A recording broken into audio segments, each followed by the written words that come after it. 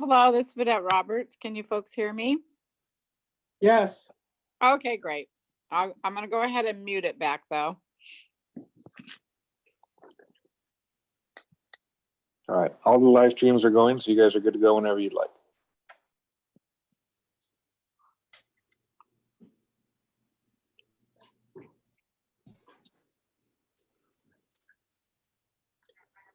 Dan, your mic is muted. You might want to turn it on if you're saying something.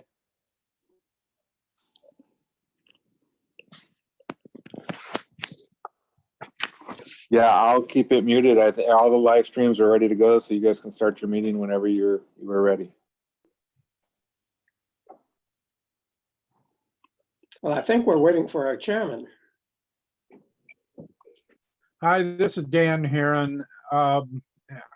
Joe, I'm sure will be here in a minute, but Chuck, I did have a question about drivers. Did we lose any more today? Yes, I understand. I just spoke with Joe a few minutes ago. We've had some attrition there. I guess he's going to address that in item number 6.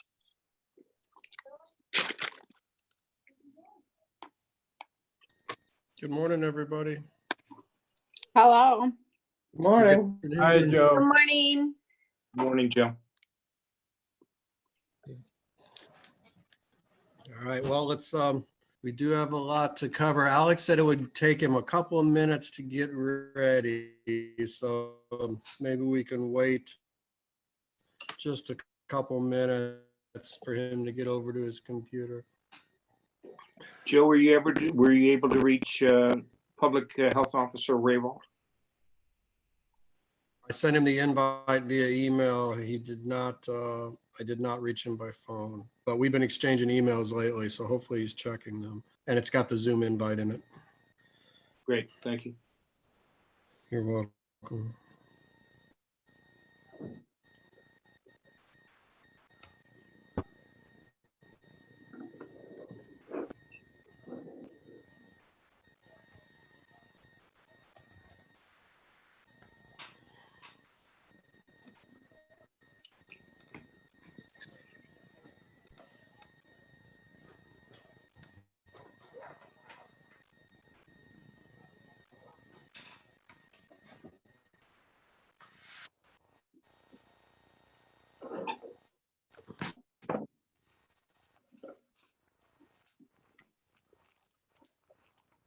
Hi, Joe. Hey, good afternoon. Sorry to keep you waiting, but That's okay. We're waiting on Alex. He should be here any second. He had Okay. to go home from work for his lunch break. okay. Yeah, when the city manager calls, I tend to answer that. I hear you. That's like when you call me. Oh, yeah, right. All right, let's give Oh. Alex just a second and he should be on quickly. We got a lot to cover. And I know we want to get everyone off before 1. So yeah, we'll go as fast as we can.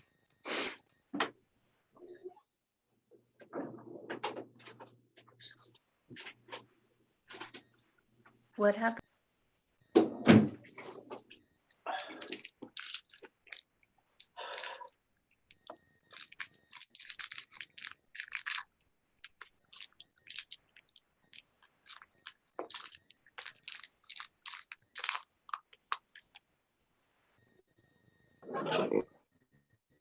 Sorry, had to answer a 6th grade math question.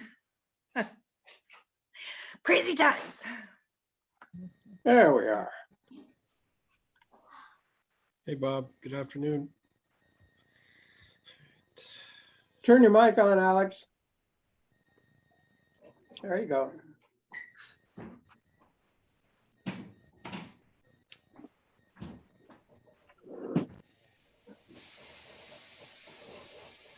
Are we all here?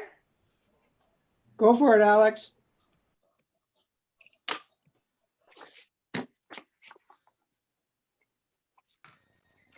Alex was having audio trouble last night or the other night.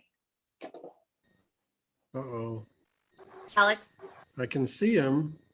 Yeah. I don't think he can hear us. Alex, if you put your cursor in the upper right-hand corner, a little box shows up and you can unmute it that way. He's not muted. Right-hand corner. Can you guys not hear me? We can't Yeah, hear. Okay. Okay, that's what I thought. All right then. Oh, wait, now we can. Can you hear him? You're I can hear hearing him. my Okay. feedback from this phone call, not from You're the here. actual You're meeting. being heard. Yeah, we can definitely hear you. Okay, bye. Okay, if you guys want to get started. Yep. Okay. Okay, you're good. You start.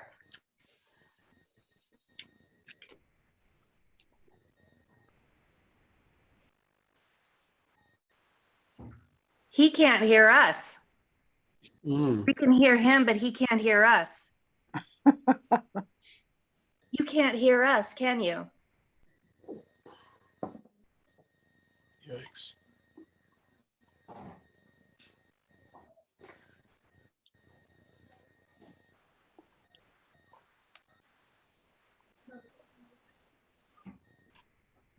Bob, are you the vice chair? I think it's Roger effective I think so. at our last meeting. Mhm. Bob, I think it's Roger. Roger, why don't you just go ahead? okay, Start. let's get going. And Alex jumped in here anytime. Alex, can you hear me? Try it one more time for Miss. Yes or no? I think he left the meeting, Roger. Okay, all right, so we'll call a meeting to order now. And we will have Joe lead us in the Pledge of Allegiance. Do you have a flag anywhere around you? Yeah, there's one somewhere around here. There you Well, go. Just go ahead and use mine. Bob, I see your flag. Yeah, Bob, would you lead us in the pledge? Bob's got one, thanks. There you go. Pledge allegiance to the flag of the United States of America, Everybody and stand. the republic for which it stands, one nation, under Under God, God, indivisible, for liberty And justice for all. Okay. Okay. So at this point, we will move on to public comment. Joe, do you have anybody online who's indicating they wish to make a public comment at this time? No, I've not, but I do know that I don't see Dan. Dan might be one of the other ones on the call. So yeah, not that I can tell, but I've not been in no indication. There were no written comments submitted. Okay, Thank you. Dan appreciate Herron, it. do you have a public comment to make? No, just delighted to be here and hope to see you guys when we can come out of hibernation. Okay. All right, so seeing and knowing that there are no written public comments and no verbal comments, we will move on to consent calendar, which there is none. So we'll move from there to the approval of the minutes of January 27th, 2020 and March 27th, 2020. I'll entertain a motion So moved. and a second. I'll second. Okay, so we have a motion and a second to approve the minutes of January 27th and March 27th. Are there any comments with regard to our minutes, either written and or verbal? Hearing none, let's take a vote to take the roll on it. Director Keim, Yes. Director Gitlin, Yes, Director Berkowitz, Yes. Director Roberts. Yes. Is Let's see if Alex is back. Yeah, I'm in. I can hear you guys all now. I don't know if you can hear Okay. me. All right. Chairman Coleman? Yes. okay, Alex, are you up and running in audio? Yep. Okay, Okay. We're on item 6 now, I'm guessing. item number 6. All right, we'll take the update on the RCTA coronavirus COVID-19 pandemic responses. All right, thank you, Chair Fallman. And thank you, board, for having another meeting on short notice. I know everyone's super busy right now. This is just an update. We did this last week on what's been going on. The main things that have happened since we met a week ago on Zoom was that we made the call to reinstate fares at the overwhelming input we were getting from operators that folks were abusing the free fare, taking trips that weren't at all essential and causing more of a menace than we were trying to mitigate. Because originally we did it so they wouldn't have to count the money and be one less level of exposure for our staff. So we worked with Chuck's staff to adjust the money count and the way it's done and the frequency it's done to the new lower ridership we're experiencing. So we reinstated the fares starting yesterday and ridership dropped right away. So I think it's going to be effective in limiting folks to really essential trips is what we're trying to do. We're working on Nick, our maintenance guru, come up with an idea. Each bus is a little different, but he's got we went ahead and authorized him to order some plexiglass so we can install some driver kind of sneeze guard shields that'll help separate the driver a little better within the buses from the passengers. It would, but while still allowing he or she to interface with their tablets to provide the data that we so need as far as operational data. So Nick ordered the materials. I don't believe they're in yet, but once they get in, we'll equip a pilot bus. We do have some concerns about visibility. It might come down to a bus by bus basis. Some buses, the sneeze guard deal might work well without impeding visibility. Others it might not, but we definitely wanted to do something. So we authorized that expenditure out of our capital account. It was pretty reasonable, under $1,000, and Nick will put them in as he has time, and we'll start with a pilot bus. Beyond that, we continued negotiating. We continued seeking quotes on cleaning services, and we firmed up the one we did have that came in just before our last meeting. So that's on the agenda next. The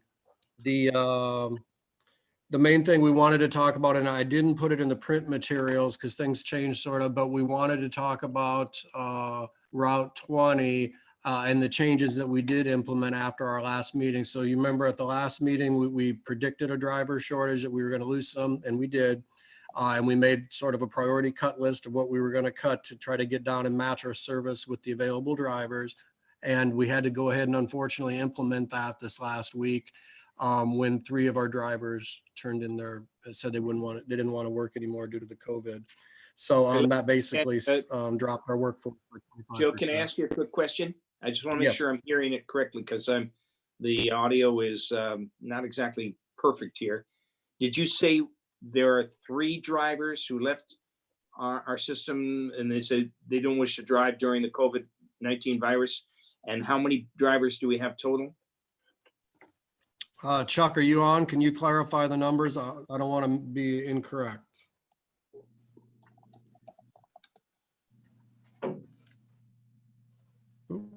Chuck, can you hear us? Your phone.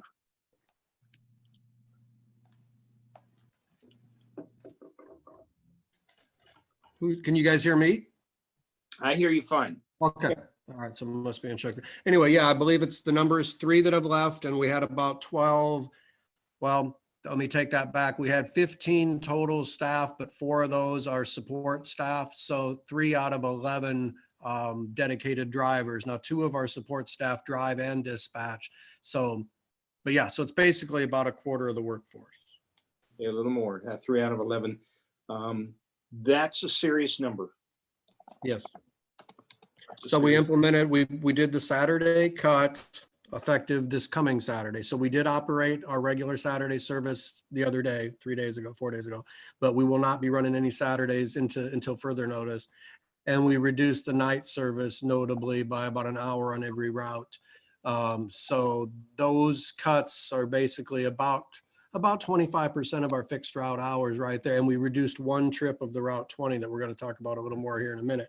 So instead of, we reduced 1 trip on the south leg, which was 3 round trips a day. It's now 2 effective on Monday. And then we took 1 of the trips going north to Smith River, the late night one that didn't have much ridership. So that's down from 5 round trips to 4.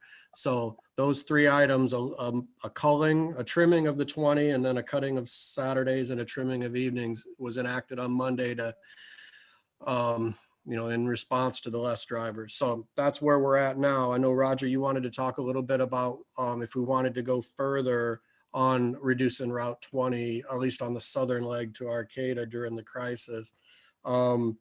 at Roger's request, I've talked to Dr. Raywald of Del Norte County Public Health. We talked on like Monday. I sent him some data. He told me he didn't want us to stop the service to Arcata because he knows there's some medical needs that are for appointments that are hard to get. And he's been a physician in Del Norte forever. So he didn't want to stop. He just wanted us to try to do some spacing and social distancing stuff within the coach to keep people further away from each other, maybe put a cap on the number of bodies inside the bus, which we did. After talking with him, we put 10 as the cap.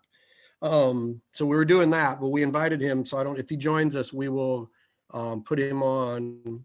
Let me check and see if he's there. Let me Roger have a was follow-up, wanting to talk about reducing it further. Go ahead, Roger. yeah, the follow-up to that is, and I'm thinking this out loud, as of this morning, we continue to have, and I use the word only, 2 cases in Del Norte County, 2 positive cases, both recuperating in a non-hospital environment at their homes.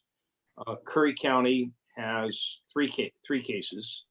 I don't know the latest number in Humboldt. I'd heard there was 19 cases. Anyone can update me on that. My concern is we unknowingly bring the virus into Del Norte County on an RCTA vehicle from Arcata into Crescent City. We unknowingly do that. And with 19 or so cases, and I know it's a remote number, is Yeah, actually, I heard yesterday it was up to 50 okay. in So Humboldt.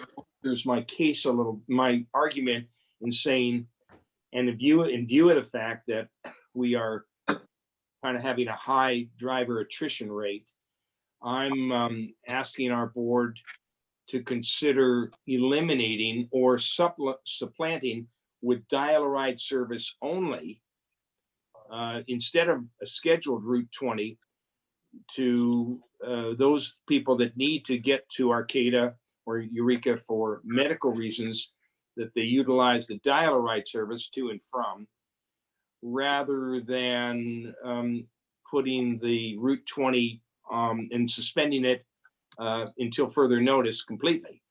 That's an argument I'm kind of having with myself. If I'm going to err, it's going to be on the side of public safety. It's not going to be, I'd hate to think that we got a passenger coming up from Arcata, and again, for reasons unknown, and then brings the virus into and adds another case there. And maybe I'm being overcautious, but as long as this service can be substituted with dial-a-ride service, which I'm told we can do, I'm wondering if this board feels likewise in eliminating Route 20 completely until we have another special meeting to reinstate it. Thank you, Roger. It's definitely an idea worth discussion. Anybody else want to weigh in on that? My thought is we could do that. Roger and I actually talked about it briefly, and I didn't put it on the agenda because after that I talked to Dr. Raywald and our ops staff. And there's reasons that you could go both ways. But if we did that, what we would need to do is give a little notice to the riders, and then we could go to a reservations based only deal and maybe use the morning trip as the standing trip, because that one has the folks at the prison that needed to get south. We could do that. So it's we could do a dollar ride only, kind of a reservation. We could call it a reservations based regional trip. It would be a big change for the riders, but it's certainly justified. The COVID thing makes everything different. It's a new world we're in. So yeah, we could do that. Just a follow-up to that, Joe, and I've been having daily conversations with CDCR Pelican Bay.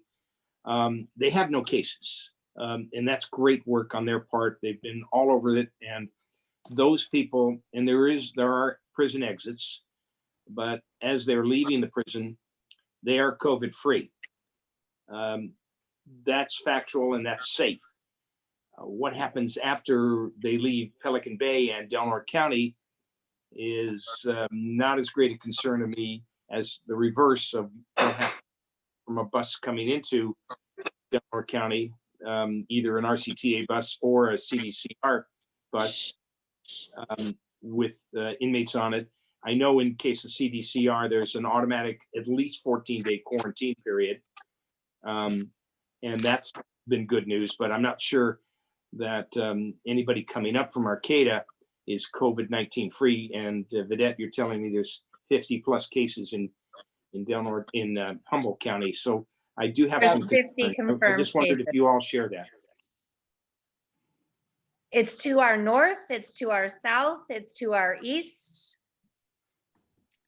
I'm not sure that shutting down an essential service, which is what transit is at this time, we've reduced it and we're taking precaution. To me, people have needs and they have to get down there. I'm not sure what shutting it down or reservation based is going to do to stop that. You've got people on the 101 driving through here, getting gas, stopping at Safeway. We can't stop traffic. So I don't see the point in shutting down the bus service. Yes, I'm in agreement with that.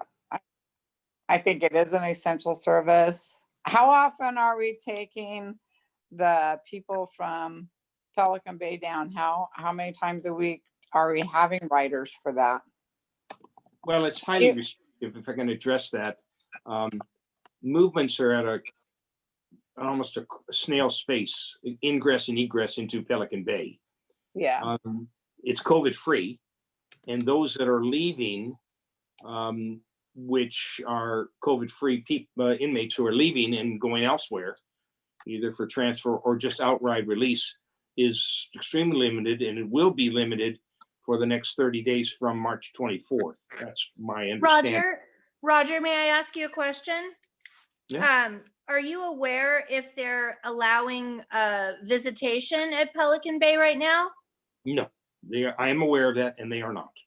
They're not. And as a matter of fact, as of tomorrow, I'm going to address this right now. As of tomorrow, April the 8th, what's today, the 7th?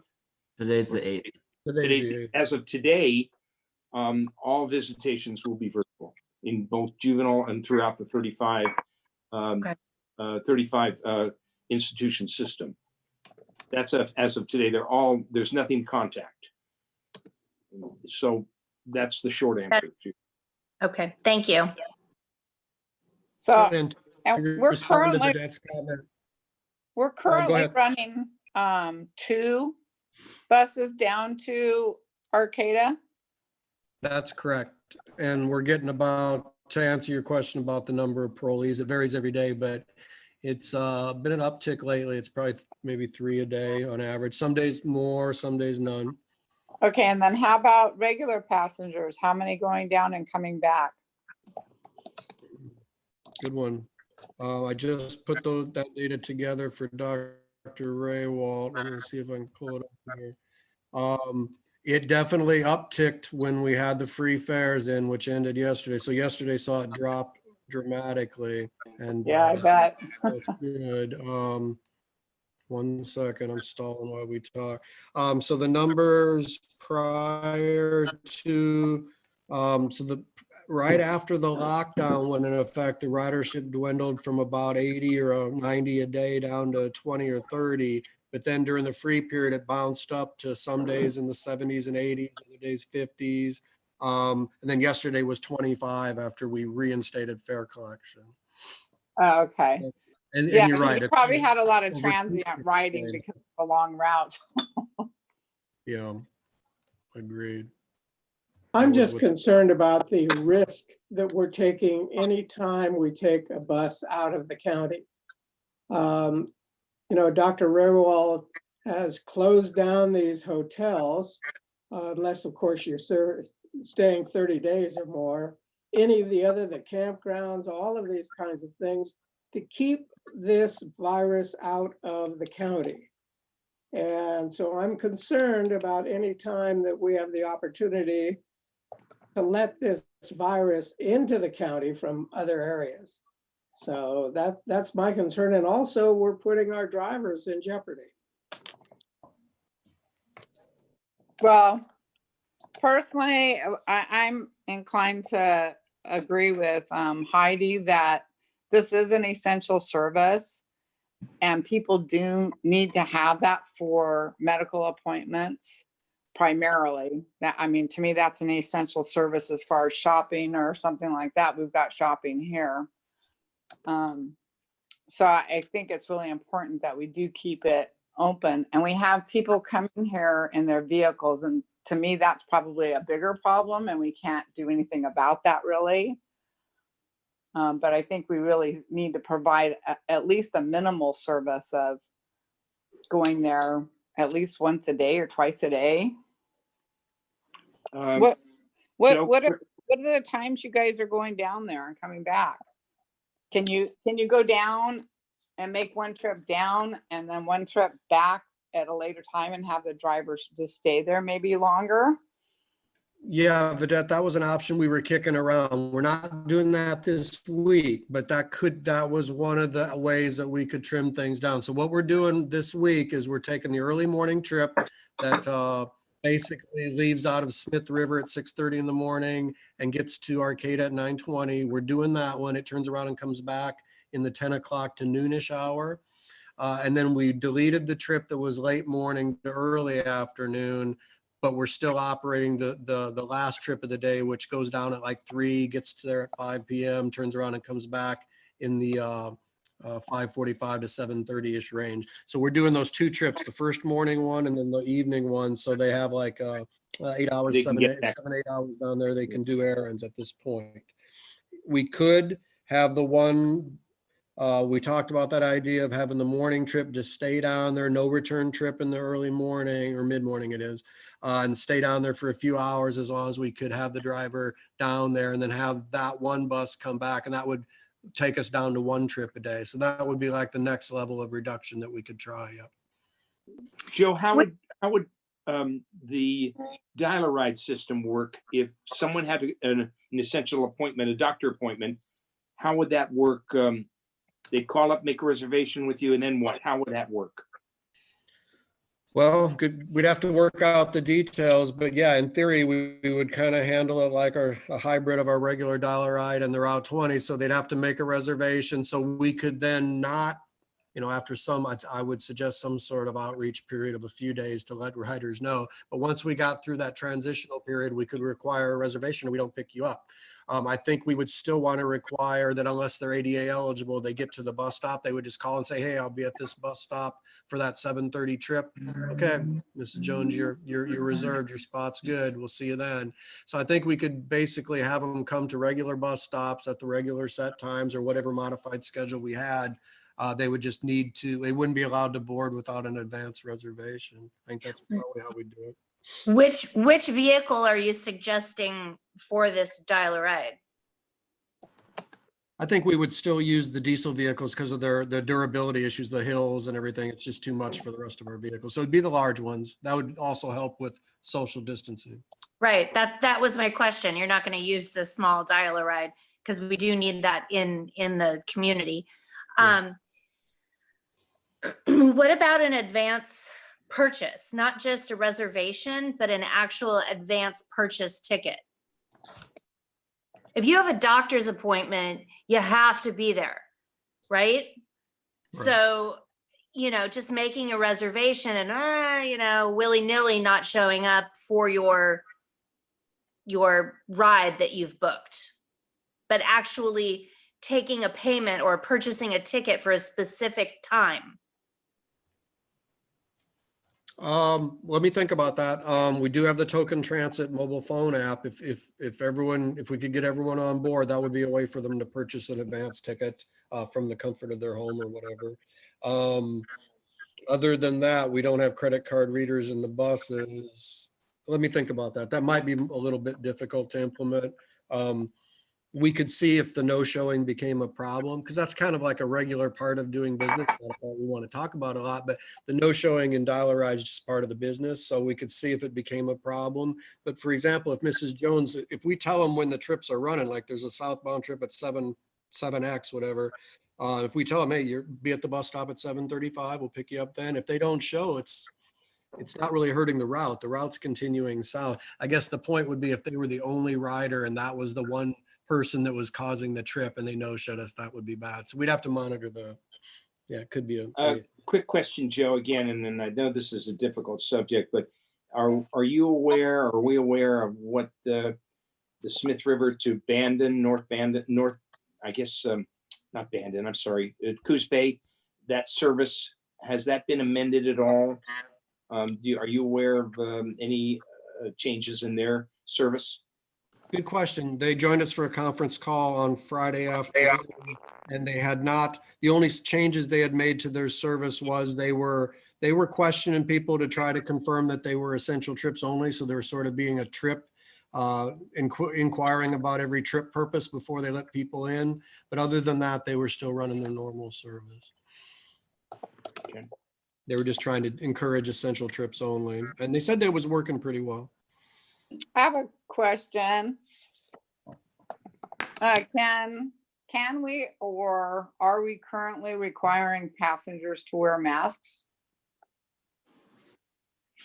No, we're not requiring it currently, no. And I don't know that we can. I think nationwide, that's still a recommendation, or it's went back and forth three times, but I don't know that we can require it. I can look into that.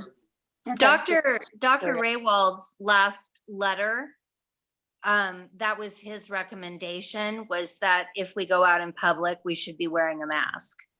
So what's the next step? Recommendation, requirement? I mean, that's a very difficult enforcement issue, I guess.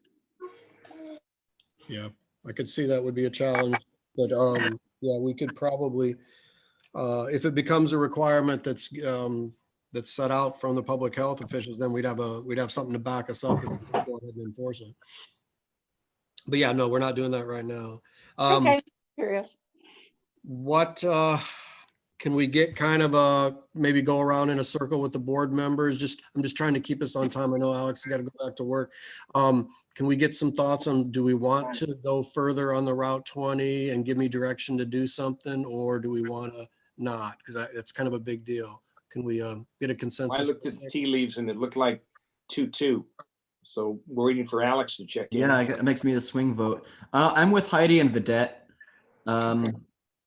I think, we need to be congruent with the regional response.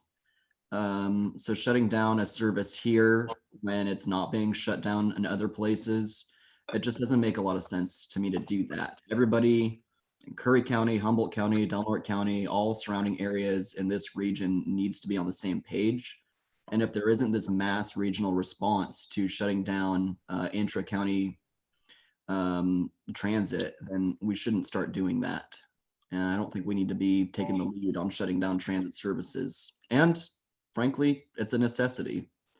On top of that, I think adding all additional layers of dial-a-ride and whatnot, and reserving seats and buying tickets, I think you're just creating more burdens for people to get to their appointments that they need to get to.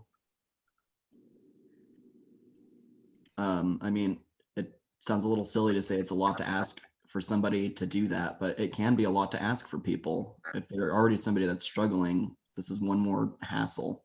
Yeah, I agree. For somebody. I mean, to me, it sounds like, yeah, just get on your phone and buy a ticket. But for some people, that's a lot more difficult. I know. In general, this is Dan Heron.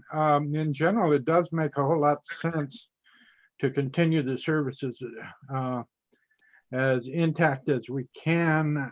I think Joe and Chuck need some kind of flexibility in case the driver shortage gets to where we don't have the ability to cover all of those. That's a good point, Dan. I think maybe it sounds like we have kind of a 3-2 slight majority wants to continue the service as we started doing the other day at 2 trips a day. But what I can say is I'm hearing enough. I'm certainly hearing enough that we need to refine and get ready in case there's different direction from public health or the region, or in case our driver shortage gets more severe, maybe then we harvest another trip from the 20 and just do the 1 trip a day thing that we talked briefly about a few minutes ago. Does that sound good as a way to move Yeah. forward? Yeah. Makes sense. Accept the consensus. Okay, thank you. Let me jot that down real quick.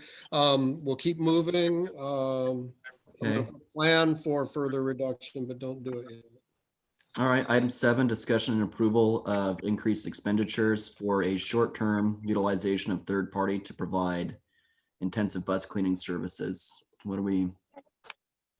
This item's before you to probably do the single most thing we can do to help protect our drivers and our passengers during this crisis is to continue elevating the cleanliness of the inside of the vehicles. So Chuck went out and beat the bushes. Thank you so much, Chuck, for doing the legwork.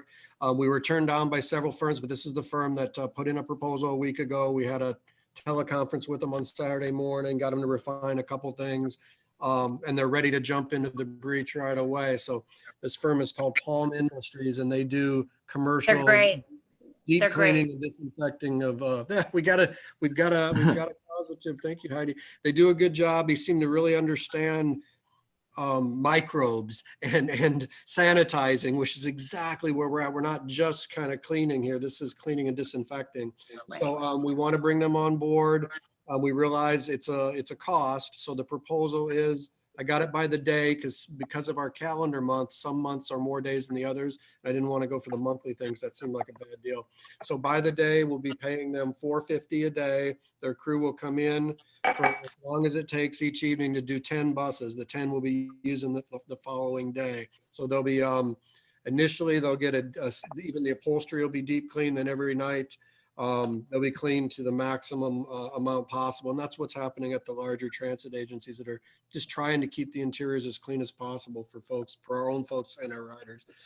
So I want to do this. I know we talked about it a week ago, but we firmed up. We couldn't get a second quote, but this one seems legit. And it has a 7-day termination notice, and First Transit's been very gracious in agreeing to be the host of the contract. So the contract will be between Palm and First, and both parties will be able to get out of it with a week's notice. So when the crisis abates, and it can't come soon enough, of course, but when it does abate, we can then make the decision to end the arrangement. But for now, they're willing to start later this week. I do have a question. I'm just curious. How many fabric seats buses do we have? Because I know when I was there, we were trying to eliminate the fabric seats. Chuck, can you help me with that one? I think it's several. Yeah, we do. I'm sorry, I don't know the exact number. I should, but I'm not remembering right off the top of my head. But we've got at least 4 that still have the fabric seat. And I think a lot of them are the regional buses, because it would be pretty uncomfortable to bounce along for an hour and a half, 2 hours on the hard shell seats. But yes, I think there's at least 4 or 5 that still have cloth seats. Quick question, Joe, and I know we spoke about this. Alex, you were going to maybe check on community service hours as a project for the bus cleaning. Yeah, we and Alex do you want to talk about Alex, or we can Sure, mention? I'll talk about it first. Community work service is still suspended. We're gonna reevaluate on the 6th of this month. And as of that date, it's been suspended for another month. So, I mean, if we went that route, there wouldn't even be workers available. I think more to the point, that can be a risky alternative to this, because we're talking about a population that is uninsured or underinsured and is working in jobs, either fast food or other service industry type jobs where they're risking exposure. So, I mean, I don't want to risk the exposure to the people doing community work service or to our drivers or passengers by having them Also, I think that when you're talking about the kind of deep cleaning that we're talking about here, some training and understanding of microorganisms and viral organisms, and it's probably you get what you pay for. Go with the professional. Yeah, you get what you pay for. But I do think it's a great idea at some point to be Post-COVID, utilized. yeah. Yeah, Yeah. just not COVID right now. Yeah, Yeah, I couldn't mean, agree you know, more with they- you guys. It seems like maybe a great long-term deal. We've struggled with this model for a while. I think the model's flawed. We can't expect the drivers to do the job to the level we want to do and still drive. But yeah, they're not available to us during COVID, and I don't know if it'd be a perfect fit. So I think what we should do is once COVID starts to blow over and the program gets reinstated, we should pursue it. And I think First Transit can already, during this COVID downtime, I think Chuck was already communicating with corporate to see if they would approve, because they're the insurance provider for the facility, basically for us. So that can go on, and then we'll know by the time that COVID lets up, we'll know if that could be part of our long-term model. We could try that out. Well, just to update that, and I think Alex knows this, all participants in any community service project, they do provide their own insurance policy. They pay a fee for that. Yeah, I the wanna say county has a fee. $25. Is that Yeah. right? Yeah, it's a one-time fee that the worker pays to the probation department, and that's a workman's comp fee. Oh, good to know. Okay. But you know, I mean, I just throw in there too. They'd probably be expecting us to provide cleaning supplies. So unless we're going to start bulk ordering face masks and rags and cleaning supplies, I mean, it wouldn't be a free thing either, really. So, you know, we could spend $450 on rags and masks, or we could spend $450 a day with this company. Okay. Well, that's for COVID, Yeah. right? That's for this COVID issue. Mhm. For other projects, I mean, once this COVID virus passes, what are we providing, face masks for that kind of exercise too? I mean, maybe if we're talking about cleaning, I'd expect it if I was that worker. I'd expect. Well, we've all been the doing supplies this, to be provided I'm for just me. sharing this with you. We've been doing this at the animal shelter, Yeah. and they've been doing some previous to COVID, of course. The workers, the community service workers were doing a lot of dirty work, and they did well and actually relished it. And they've also participated in other community cleanup projects. So other than the normal bring your own boots, or wear your own high boots and wear some gloves if you want, it's been eventless. It's really nothing negative has happened. I do understand the concern with COVID-19 and that it's particularly nasty and virulent, and I can see where maybe this wouldn't be an ideal project for it. But other projects, you know, once we get to what is the new normal, I think would be a lot less risky or no risk at all.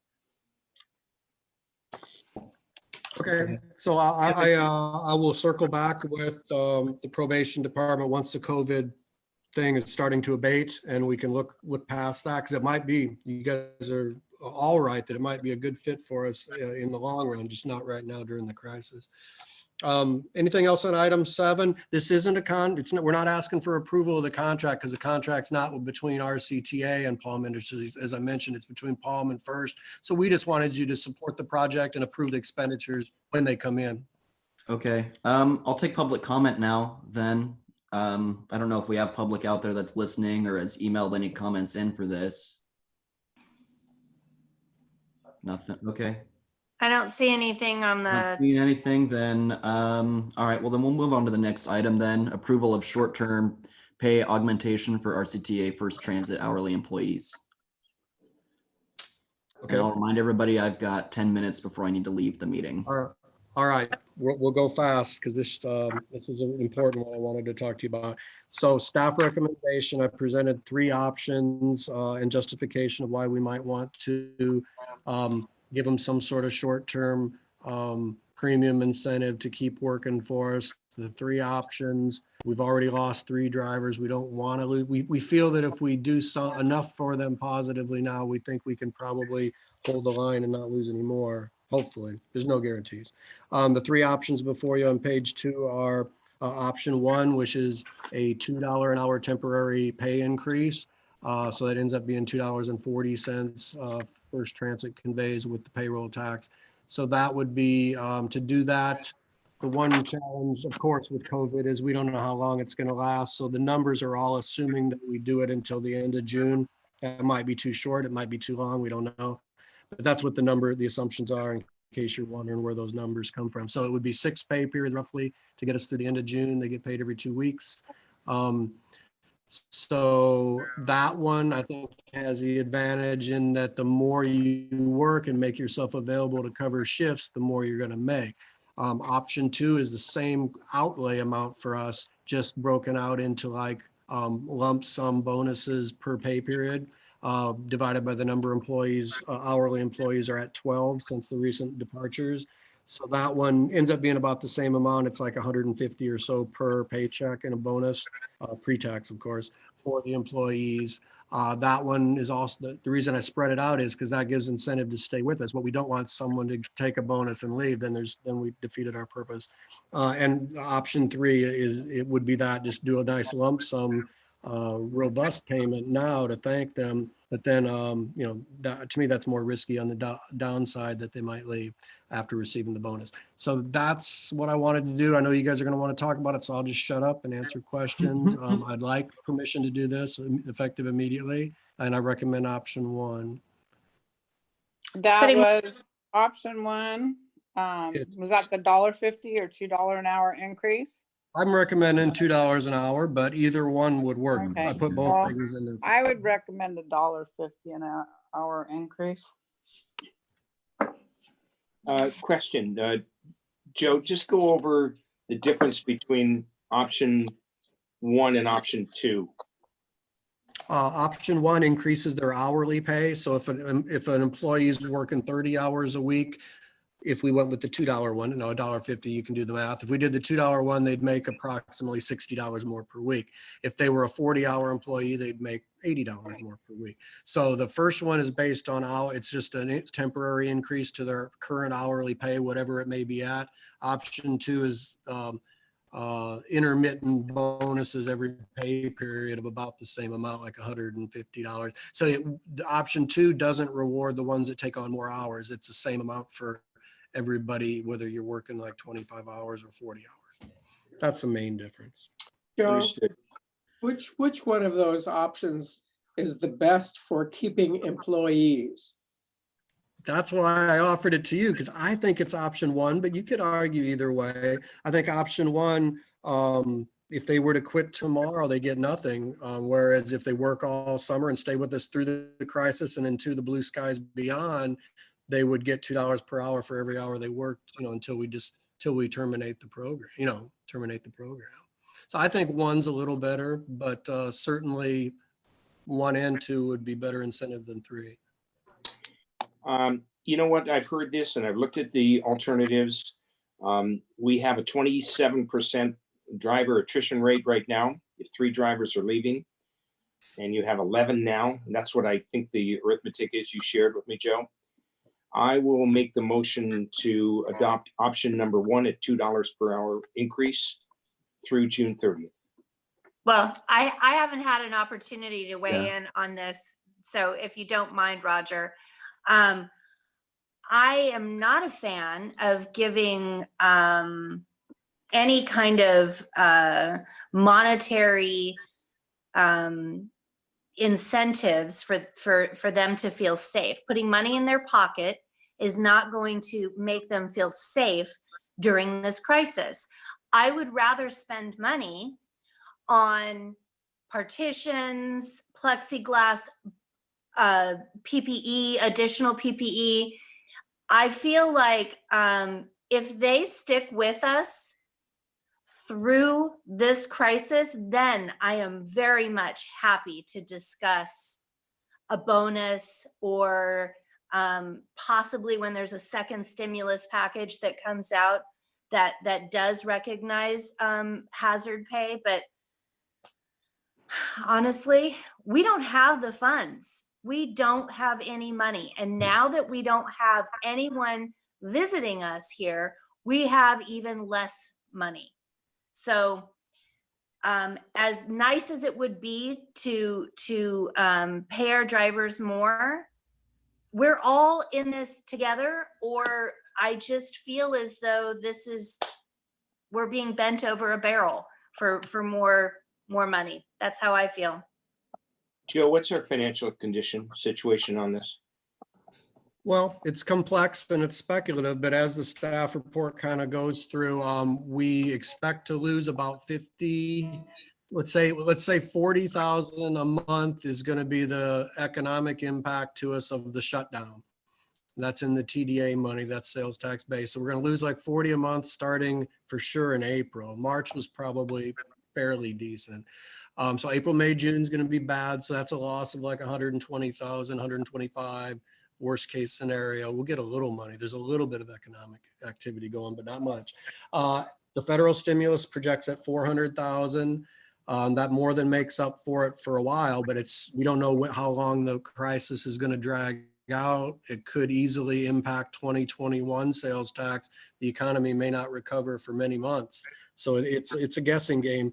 However, there, as Heidi mentioned, there could be a second or third federal stimulus that could address transit again. And state level, there's certainly reason to believe that once the dust settles a little, the state will probably steer some funds to its struggling transit agencies next year. So there could be more help coming. The event could last longer than we thought. But if things return to normal by late in 2020, I think we have enough to do this. Well, here's my concern with a lot of, I heard the word if mentioned about 3, 4, 5 times. If this happens, if that happens, I'm going to talk about not what if, but what is. We can't afford to lose any more drivers, Joe. That's what I'm hearing clearly from you. If we lose another 3 drivers, we're going to be tasked with cutting services. Am I understanding that correctly? You are, yeah. If we lose more drivers, we're going to have to reduce service further. So it could be a So we've lost 3. Now, how do you retain the other 11? Or in fact, hire more drivers? I don't know if that's an active alternative either, is to hire more drivers right now to replace the 3 that have left. But I think the incentive is, and I don't know, maybe you can tell me what this will cost to pay these drivers who engage in what I can only term as hazard pay, what that will cost us through June 30th. It's 8 pay periods. How much money is that? What's the gross amount of money it's going to cost to the RCTA? The staff report calculations put it at 13,000 and change to do the $2 an hour option through the end of June. And that's if that assumes 6 pay periods. So maybe, I know they just started a new pay period and I want to get whatever we do for them, I want to do it as immediately as possible. Yeah. So it may be a little more than that, but we're talking in the range of like $13,000. So to put that in perspective, before the COVID, the service platform, we were paying about 75,000 a month for our service. So it's a percentage of 1 month's regular operating costs. So it's not that much money. Yeah, may I just make a comment too as well? That on average, the cost of training a new driver is probably anywhere from $3,500 to $4,000 easily for all the time that's spent training one single driver. That's a lot of money so to train one person. Okay, the question is, can we risk losing more drivers? I mean, that's what it's coming down to. And what's going to keep our force of 11? And I heard what you said, Vedette. Yeah. The cost of hiring another driver is going to be very costly.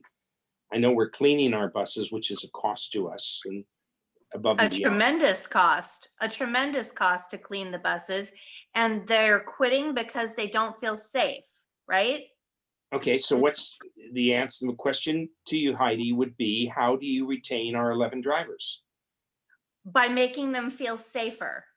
Oh. If that's the reason that they're quitting, because here's what's going to happen. You give them a $2 an hour raise temporarily. What's going to happen when this is all over? They're going to say, well, I don't want to go back down $2. I asked that very question to Joe.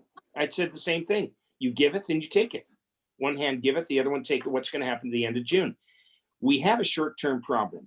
And the short-term problem, as I see it, is being addressed through June 30th, which is, what, we're talking about the rest of April, May, and June. So we're talking about 2.5 months to make sure we don't lose any more drivers. Now, I know there's people that are going to say, I want to feel safe. There are other people that are going to say, you know what, it's extra money and I'll prepare myself and I'll wear a face mask, but we can use the extra money. I see that as an incentive in retaining drivers. Now, I don't want to have our next conversation. It would be very disheartening to have our next conversation, Joe, and Chuck, if you're out there listening, that we've lost another driver or two. That's going to be more than unfortunate. And I think we have to be very careful of how we maneuver these next several weeks to make sure that our drivers are going to be and offering them more money short term. Otherwise, we don't have a conversation in the end of June when we've lost 1 or 2 or 3 more drivers because of these circumstances. That's just my take on it. We can disagree, but I think money is an incentive for some people. And Point of clarification here. I'm sorry to break in, Roger. I know Alex is gonna have to leave here soon. Right now, Money- yeah, a minute ago. Right now. Sorry, guys. Okay. I'll listen to you, Dan, but money then is I have to not- get off. Mhm. All right, Alex, do we have a second on Roger's motion? We do not have a second. All right, I'm I gonna will second it. Okay. Yeah, we have a Okay, go second. ahead. Are there any subsidiary motions? Okay, hearing none. Is there any public comment on the motion and second? Nothing. Okay, then let's pull the vote. Okay. Director Berkowitz, Yes. Director Roberts, Yes.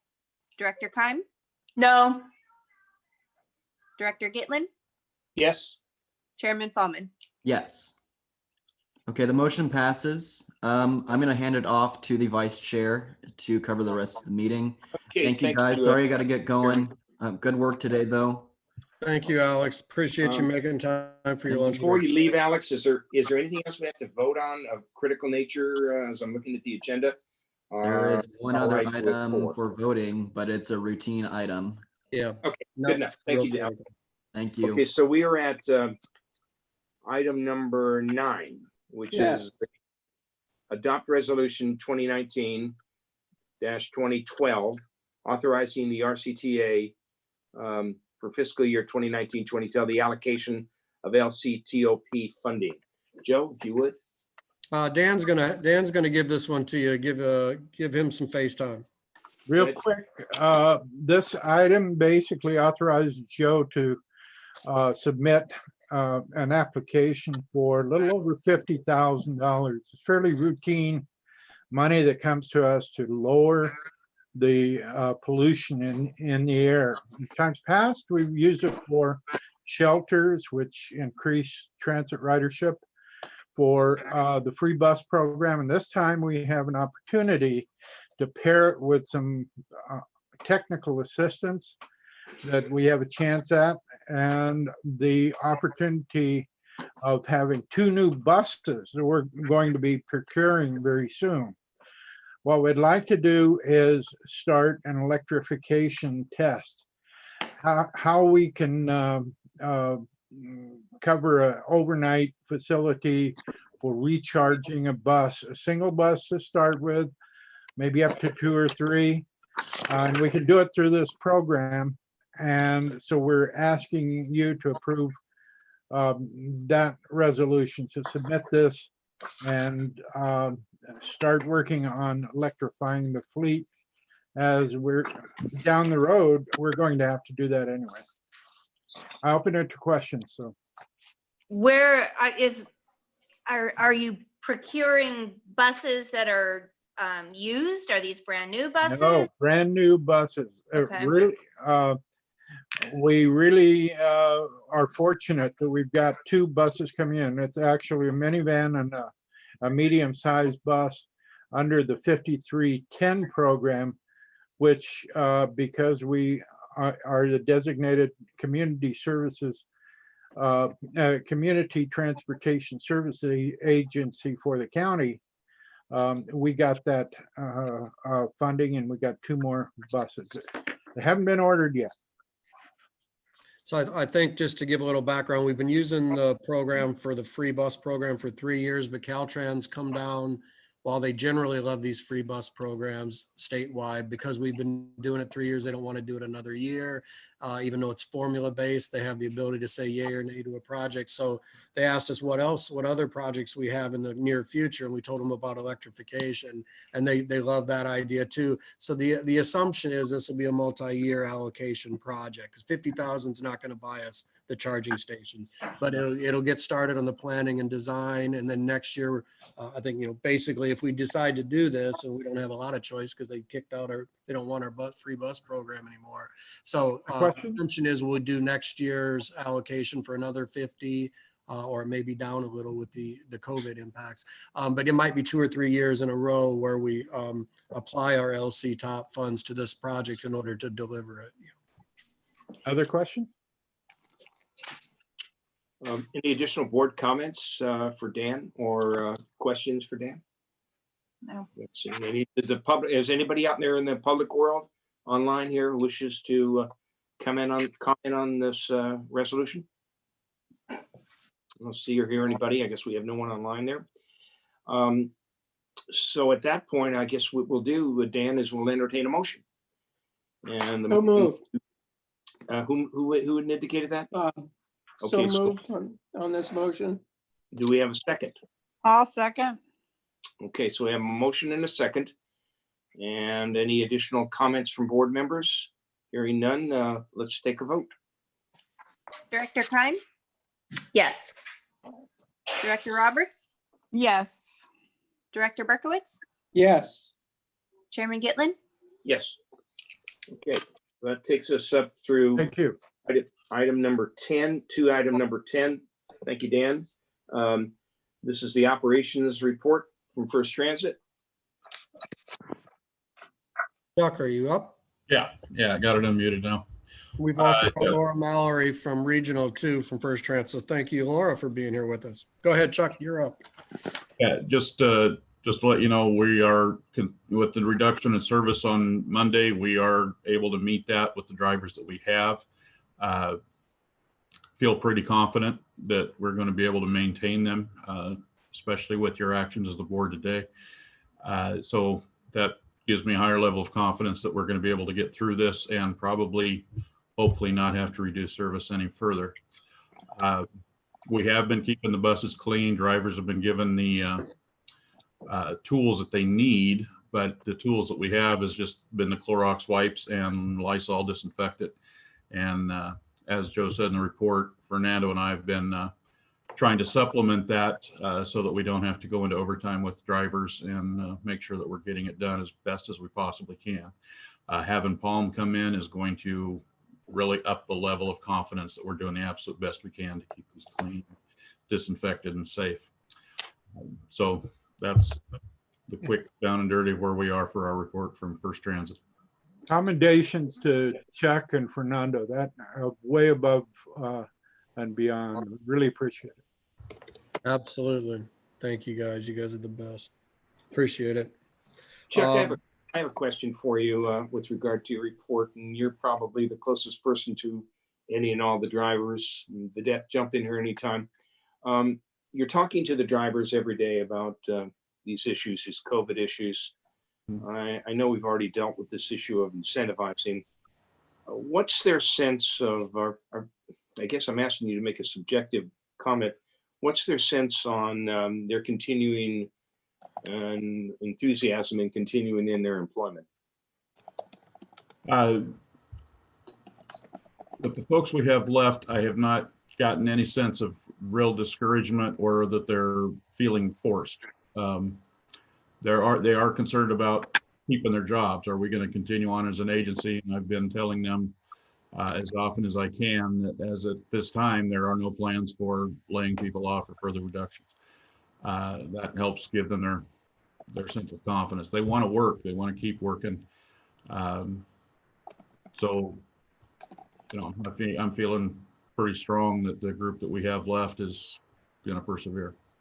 Well, I personally would appreciate your intervention on a periodic basis with their employees And then when you sense that there's some issues that we should be dealing with, we don't have to wait for a meeting, let Joe know and we'll have a meeting. Because I think these are very trying times we're in and emotional. Yeah. And sometimes it borders on hysteria. We're all doing a great job with the kinds of circumstances in which we're working. So if you're sensing something you feel that needs to come to our attention, we appreciate your letting Joe know, and we can call a meeting on it. All right, thank you. You have anything else additionally in your report? Any public comment for Chuck? Anybody online public who would like to address the report? Hearing none. Okay, thank you very much, Chuck. Appreciate it. We're at number 11. I guess, Joe, that's your report, the general manager's report. I would just say, I'm going to cede my time. Thank you guys for taking your lunch for us. This has been tough times. I don't know if any of us, when we took this job or were appointed to our CTA, ever seen this coming, but thank you guys. You guys are a great board to work with, and you guys ask all the right questions. I appreciate that. Next meeting, we'll have, if, as Roger said, if we need to, you've seen, I'm not afraid to call one. So we'll call another one as needed, or we're tentatively on there for April 27th, which was our longstanding regular meeting. So should we go ahead and keep that? You know, the way this virus is rolling, even if things go well and we don't have to do anything in the meantime, we might want to get together again in a couple of weeks. What do you guys think? Board? I'm fine with that. The only thing I wanted to interject about your maintenance staff, I know that Nick was fabricating some plexi guards for some of the buses.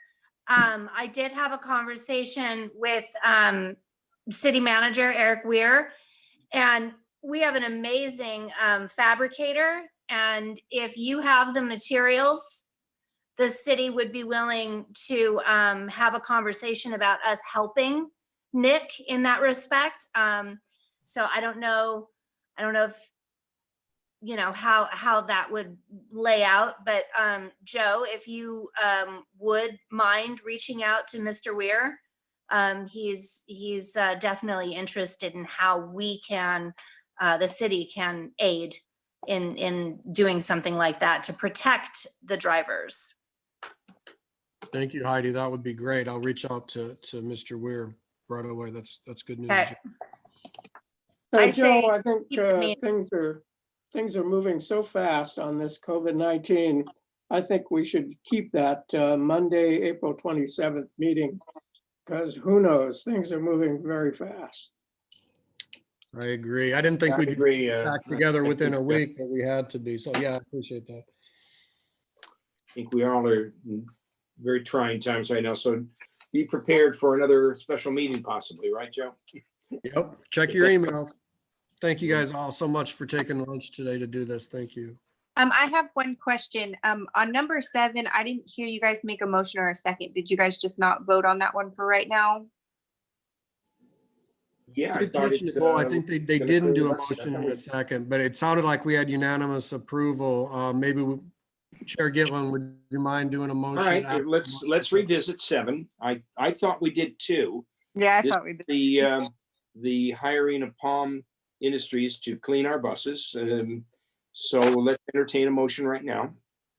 Who will make that motion on item number 7? I didn't think that we needed to vote on this, as the contract is between First Service and Palm Industries. I thought that's what Joe had shared with us. All right, so a motion is not necessary. We have consensus, though. Okay. Yes. We can have the record show that in the minutes. Okay. Okay, thank you. All right, so if that brings us to our last item, which is our announcement. Does anybody have any announcements? No announcements? Okay, we'll adjourn till Monday, April 27th. Thank you, Roger. Thank you, everybody. Thank you. Thank you. You guys have a good afternoon and stay safe. Thank Yeah, you. stay healthy.